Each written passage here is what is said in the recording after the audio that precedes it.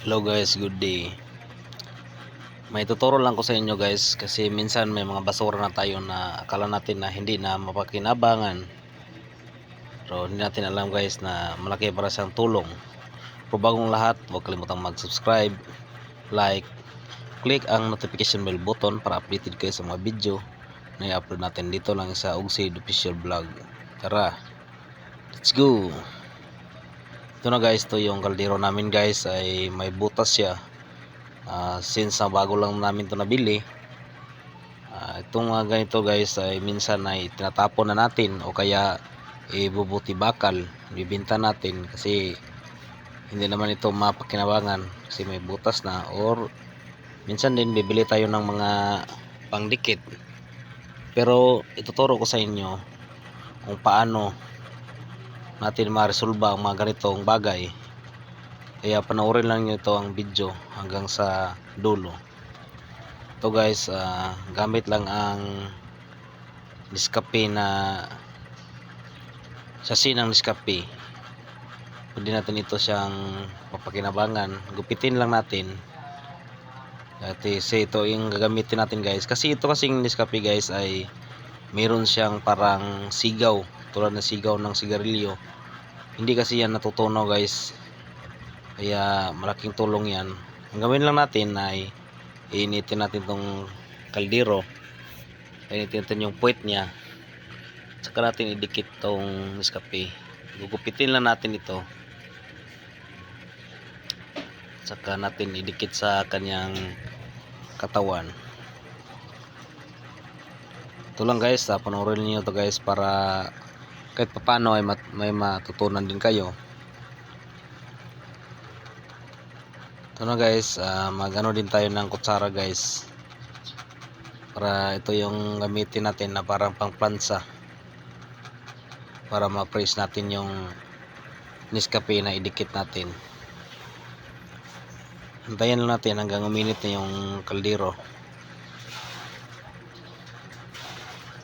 saka natin dikitan ng sasi ng Nescafe.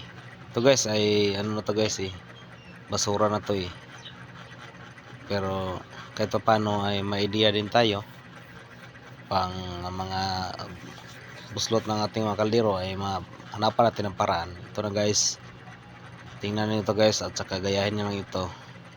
Hanapin mo yung saan yung butas, saka idigay natin yung Nescafe at saka idikit natin. Yan, pwede natin yung pagdugtong-dugtungin upang kakapal lang pagtakip natin. Ganyan lang guys, kailangan lang talaga mainit na yung puwet ng kaldero mo para dumikit yung ano ng kape, at saka yung pang ano mo, pang plansa mo, kailangan din mainit. Kailangan talaga natin makapal guys, kaya ano lang natin, dugtong-dugtong lang natin. Pag hindi ka pa kontento, pwede mo ring dagdagan pa para sure ka na talaga at matagal-tagal din na maano siya, malanay, kasi ano siya makapal At saka tingnan nyo lang ito guys, ang resulta nito. Ito guys, so yung sasi ng stick. Tapos nito ay hugasan lang natin para lumikit talaga siya.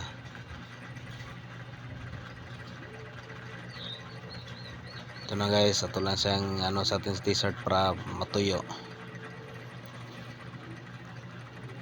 Saka dikit na natin. Yan. Pag hindi na masyadong mainit yung kutsara, pwede natin iinitin ulit. Kailangan lang talaga dumikit siya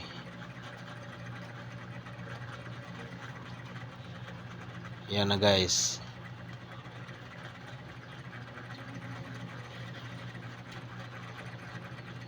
Ganyan lang kasimple ang paggawa, pero malaking din tulong.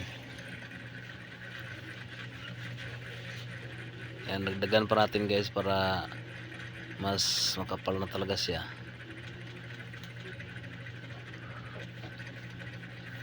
Panoorin lang nyo to guys hanggang sa dulo guys.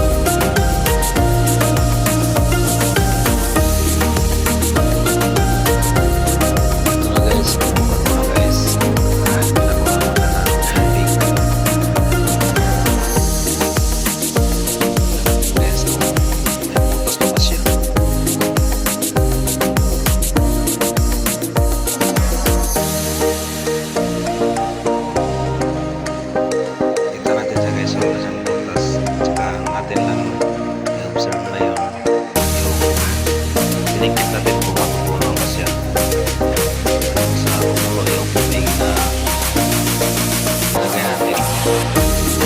Hindi rin yun ang gayahin guys.